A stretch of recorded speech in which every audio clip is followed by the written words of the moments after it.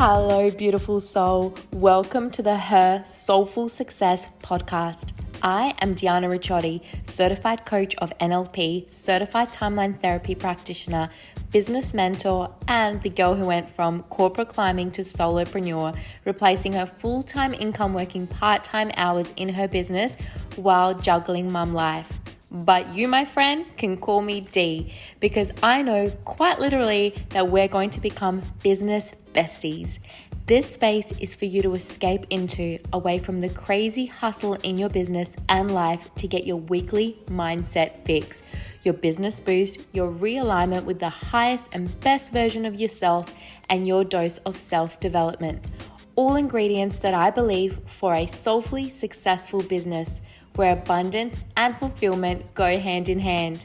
Whether you're doing the 9-to-5 grind and dreaming about there being something more out there for you, whether you're wanting to explode your side hustle, or you are already a business owner feeling maybe a little lost, stuck, or overwhelmed, this podcast is designed to speak to your soul. So without further ado, let's jump into this week's podcast and level up your mindset so that you can begin living your best life.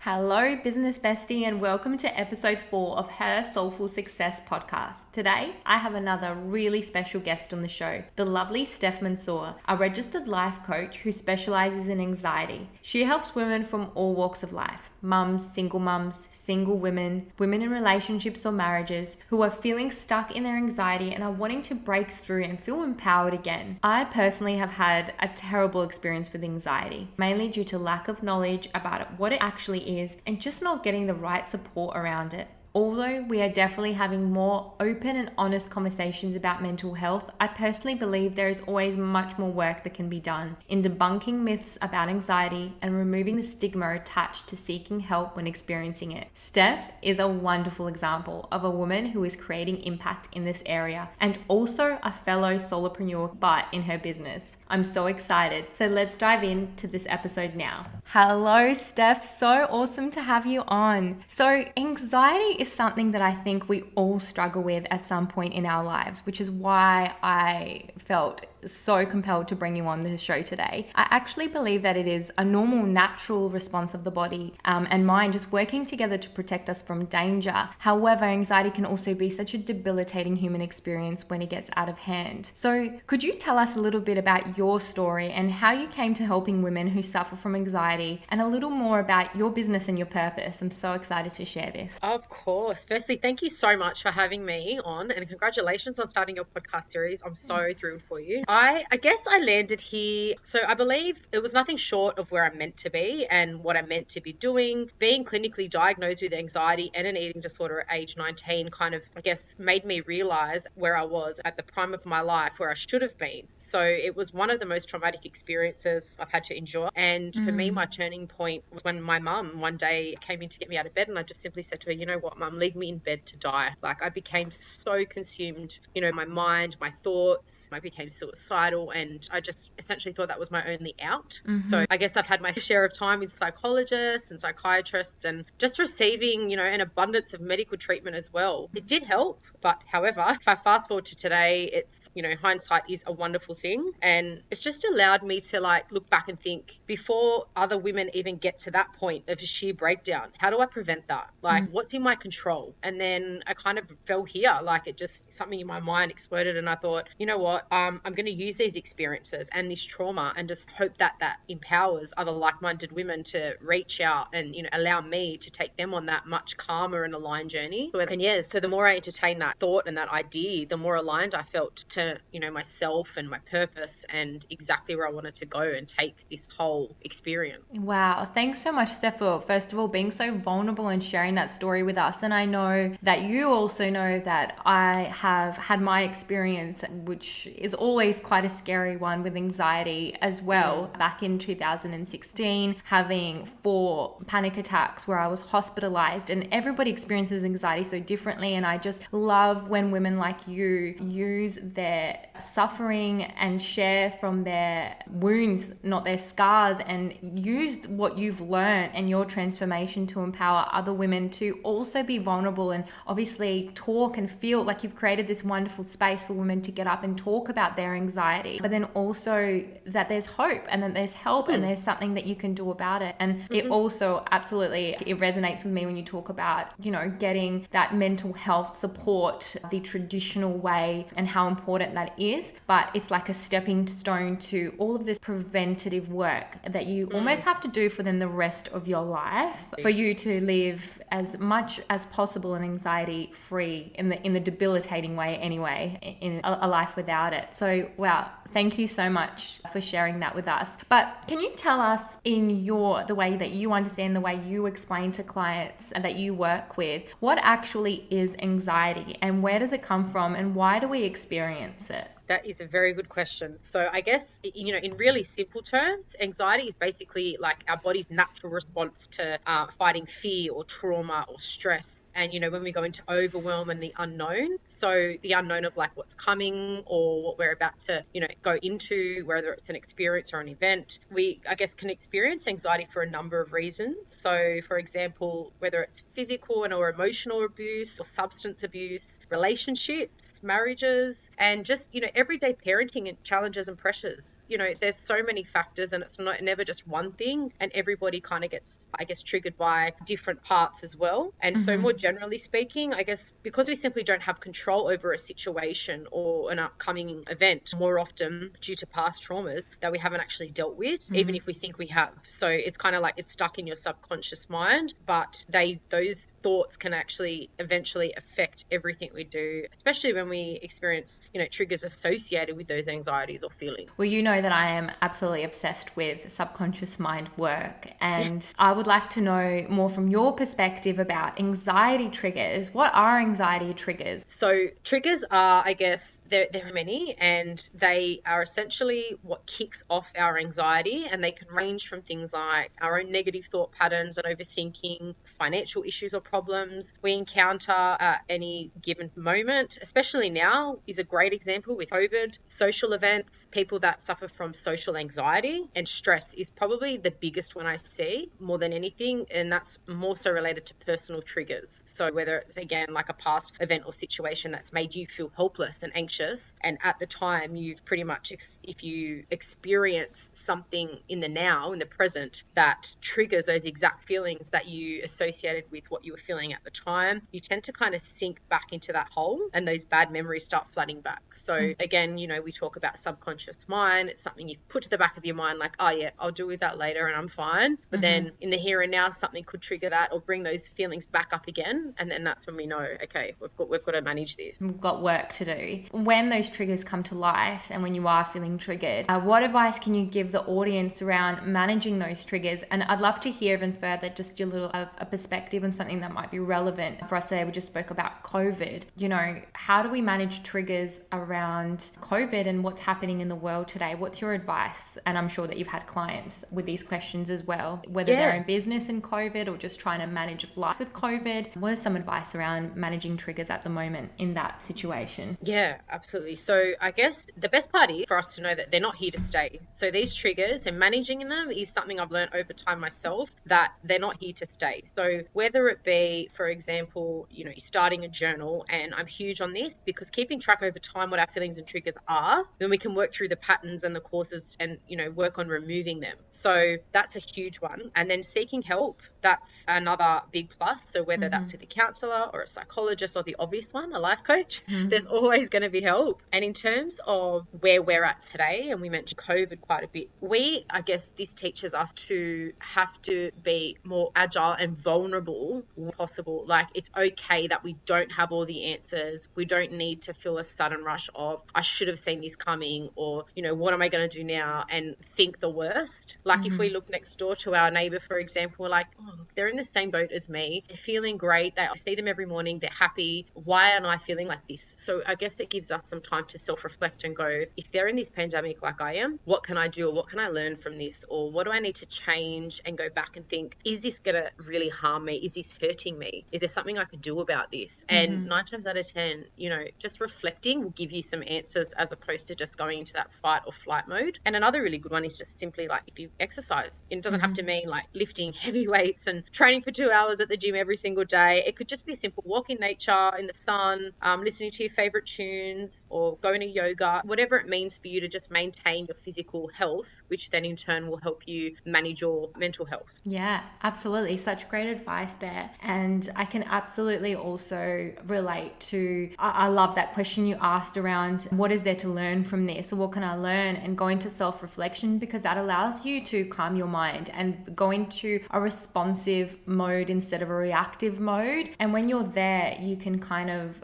create better solutions for yourself that are not fear-based. Wow, really great tips there. Thank you so much, Steph. Now, obviously this podcast is all about running your business, starting your business, growing your business. We have a lot of business babes tuning in, and I think we can all safely say that business has the potential to trigger your anxiety massively. What are some of the ways we can manage anxiety when running our business? Yes, so I'm going to say that probably the 3 biggest ways that come to my mind, and in this sequence, would be to address it, prepare for it, and then choose your focus. So what I mean by that is, now more than ever, we're seeing huge shifts in businesses due to the pandemic. So whether you've been running your own business for years, or you're just starting out, or you've been employed by someone for a short or a long time, whatever your story, I don't think anyone was prepared for the current state we're in, where even the economy is, right? So, redundancies are in full swing across major corporate businesses, and cost cutting and budgeting, and, most leanest state right down to the last dollar. So again, I would say that with this, we need to address where our business and our role or our career is heading in line with the times, and then prepare ourselves mentally and physically for what our next steps look like for us. Like, what do we personally need to do with that? And then choose your focus. So the best example I guess I could give is focusing on not having a job won't get you one, or focusing on finding the job will allow you to do exactly that, to find it. Finding or actively looking for a job is having a job in itself. And, one thing I don't think people talk about too much is letting go. And when I say letting go, it's like letting go of the stigma around how strong and resilient we must be, and that seeking help is known to be weak. It takes a lot of more strength, I feel, to get that help, to seek that help, and then put some things into play, like reframe the way you're thinking and reframe your focus. And, we speak about, with my clients, sometimes business pivoting, and what that means, and how we can put that into practice and be ready for a pivot. So when something like this does, it's like, okay, we got to be digital now, because we might not be working from home more, we're not around people as much, and what do I need to do then to adjust? Yeah, I love that. And again, it goes back to coming from a place of responding to your anxiety rather than reacting to it. And where I'm all about where you place your focus. And obviously anxiety stems from fear, and when you're focusing on fear of the future and you're placing a lot of focus there, and obviously there's a lot, there's enough triggers even just from watching the news at the moment to focus on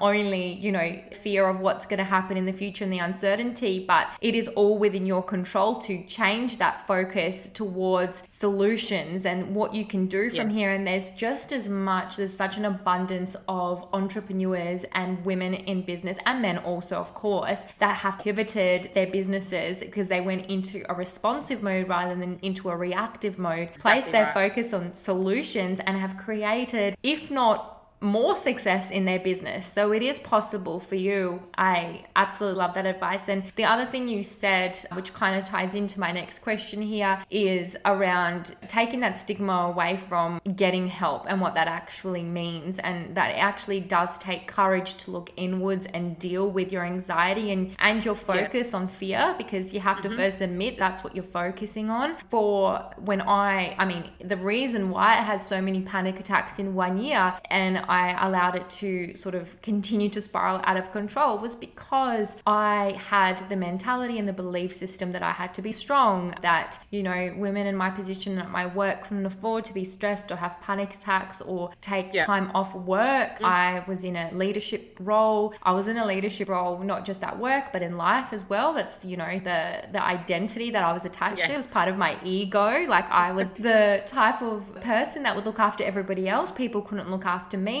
And the more that you stay in that belief system and don't realize how damaging that is for you, the longer that your anxiety will continue on. So absolutely, I love the message around, you know, it's brave to actually look inwards and get that help and admit that you are not always going to be, you know, able to look after everybody else. And that is actually okay. In fact, it's amazing that you can speak up and create that space for other women and men to step up and also talk about that anxiety. Now, so good. I personally, I mean, everyone experiences anxiety differently. And I know with anxiety, panic attacks, usually, you know, the extreme outcome. And once you've had one, I also know from experience that you are also then living in fear of having another one, which just creates more panic attacks. Have you had experience with panic attacks yourself? And if so, what advice do you give women who might be suffering panic attacks? And then when I say advice, I mean both post-attack and during attack. What would your advice be how to manage panic attacks?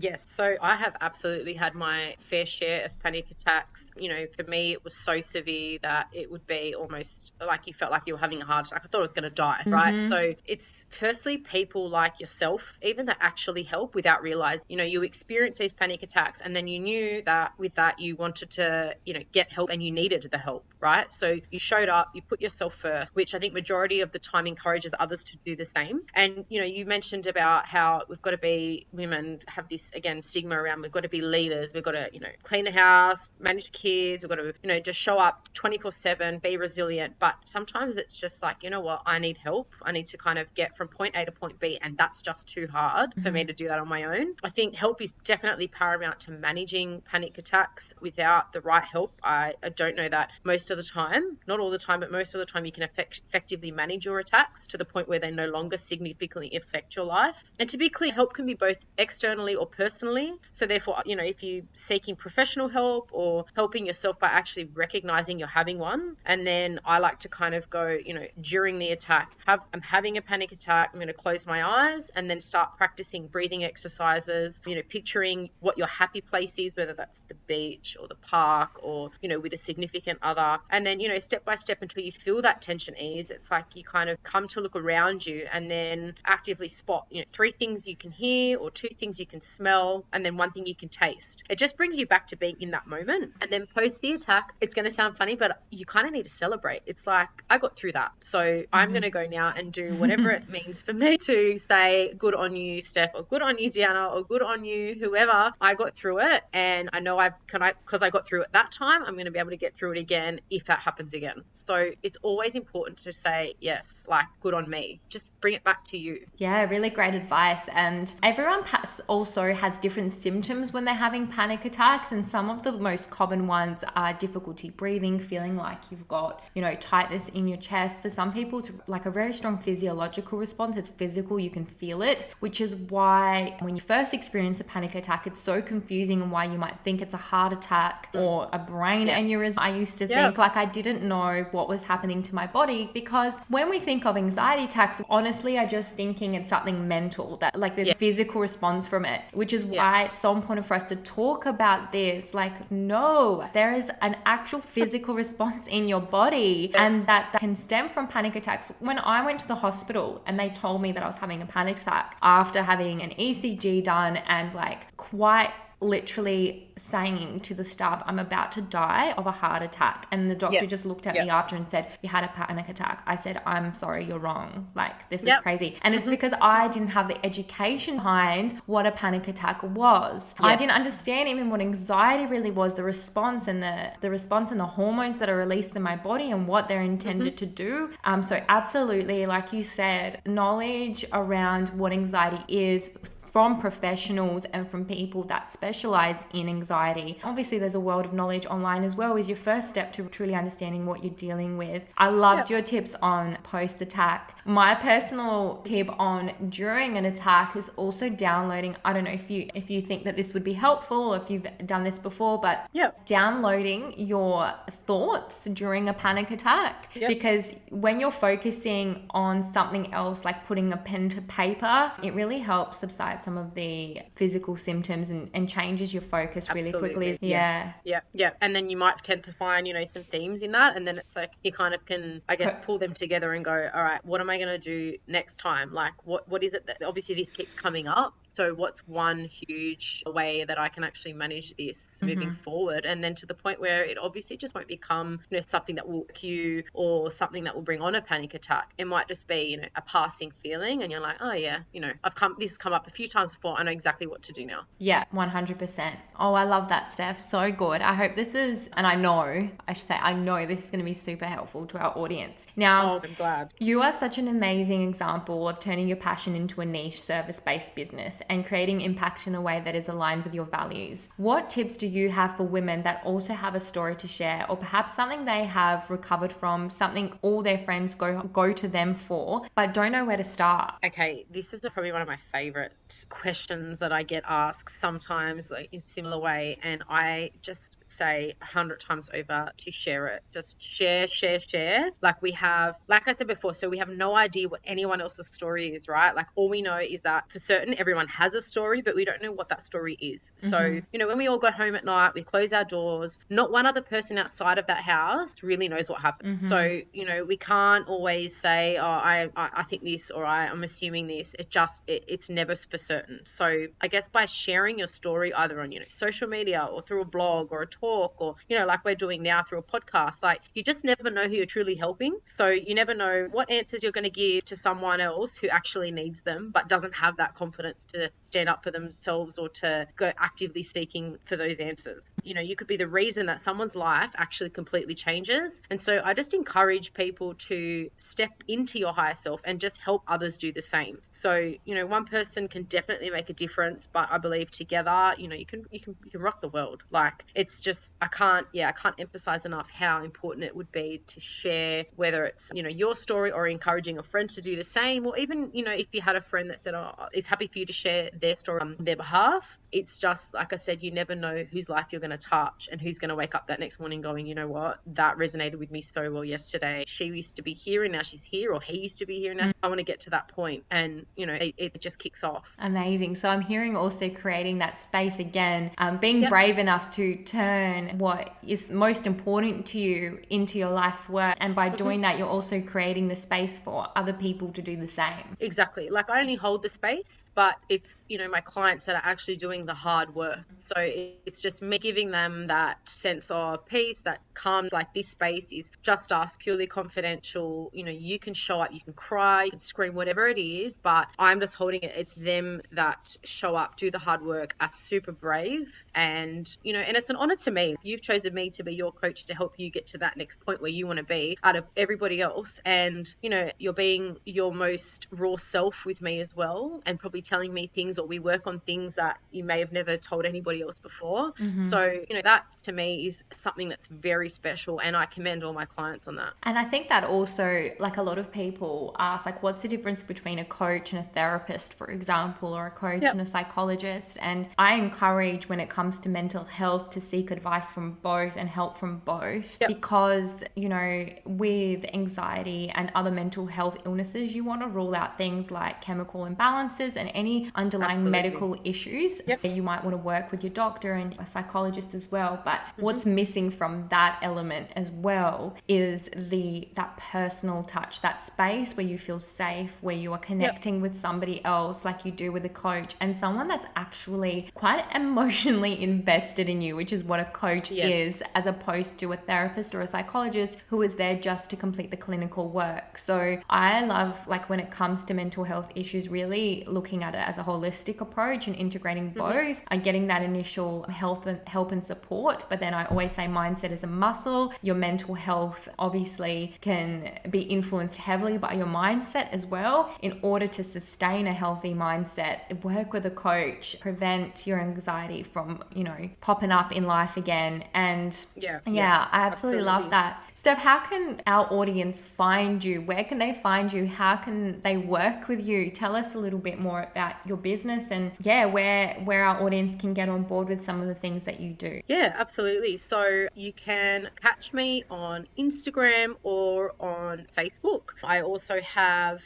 email, and my services range from, I should say, we've got booster sessions, so one-on-one where people kind of reach out as and when they feel they need it. So we may have already completed a program together, and then they just kind of prop up, like you said, when our anxiety starts to creep in again. So I do those as and when. And then I have a 6-week program. So we go through Kickstarter to basically kicking anxiety. So let's get started. Let's get straight into it. And what does that look like? And, really touching on in more depth what we spoke about today around triggers and around support networks and really creating sustainable change. So implementing a lifestyle as opposed to, like you said, something really clinical and just ticking boxes. And one-on-one mentorship. So we go through that over a 12-week program, and that just looks more personal, whereby working with my client on exactly what it is that they want to, get some support on, and going through rewiring their mindset to improve their overall mental health and well-being,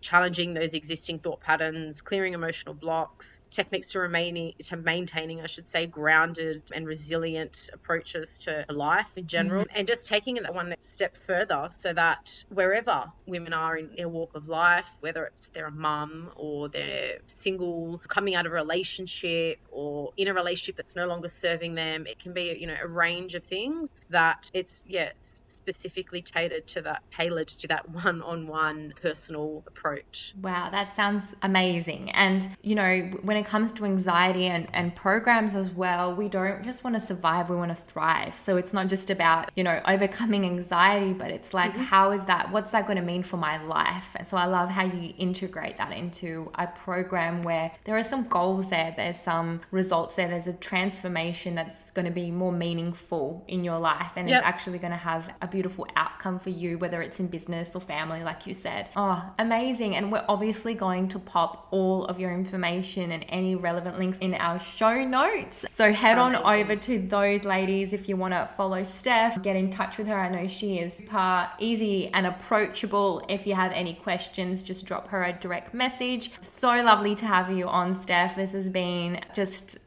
so valuable, and I think is going to impact and serve so many women in our audience. Thank you so much for being on today. Thanks, Dee. It's been awesome, and I hope to chat to you again soon. Thanks, Absolutely. everyone. Thank you, guys. I hope you have a lovely rest of the day wherever you're at, and we will catch you in the next episode. Hold up, girlfriend. Before you go, I have a gift for you. I'm giving away a free 3-day event where I teach you live how to overcome your fears of starting a business and discover your profitable niche. I know firsthand how overwhelming it might feel to know you want to share your gifts with the world and create impact, but feel overwhelmed with where to start. Which of your passions are going to result in profits while at the same time feeling fearful of failure and lacking certainty within yourself and your abilities? So I wanted to help declutter your mind, help you reconnect with your soul, so that not only is your business going to result in wealth, but also happiness. In this course, you will receive strategy as well as mindset exercises that will help you literally rewire your brain and ditch your negative thought patterns that are currently holding you back. Even if you already have a business, this course will be sure to provide you with some serious value. Oh, I'm sorry. And did I mention that I have got a $2,000 giveaway out for grabs? You have to join the course and participate in order to find out how to enter the chance to win a $2,000 breakthrough package with me. The only criteria is that if you loved this podcast and what it's all about, you hit the subscribe button. Then share the podcast with your friends in your IG story. You then head over to the podcast notes and click on the Facebook group link where the course will be live streamed. Lastly, I want you to play full out. You will have the opportunity to create instant changes in your life and business if you implement what I teach and participate in the course. So head over to the page and introduce yourself. I cannot wait to meet you in the group.